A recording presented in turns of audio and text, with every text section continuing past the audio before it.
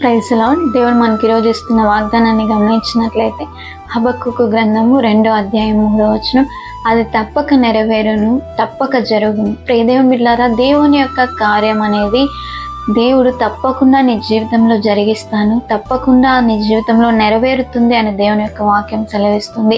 ఆలస్యమైనా సరే దేవుడు నీ జీవితంలో ఆ కార్యాన్ని జరిగిస్తాడు.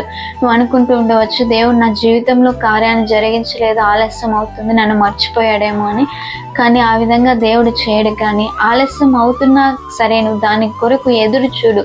దేవుడు తప్పకుండా నీకు ఇచ్చిన వాగ్దానము, నీకు ఇచ్చిన మాటని, నీకు ఇచ్చిన ఆ యొక్క ధైర్యపరిచే వాక్కుని త్వరలోనే నెరవేర్చబోతున్నాడు. చిన్న ప్రార్థన చేసుకుందాం.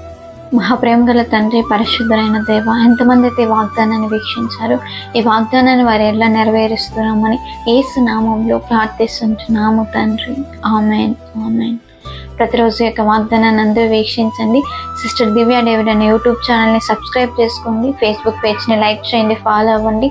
ఇన్స్టాగ్రామ్ని ఫాలో అవ్వండి. దేవుడు మిమ్మల్ని, మీ కుటుంబాలని దీవించును గాక. Praise lord.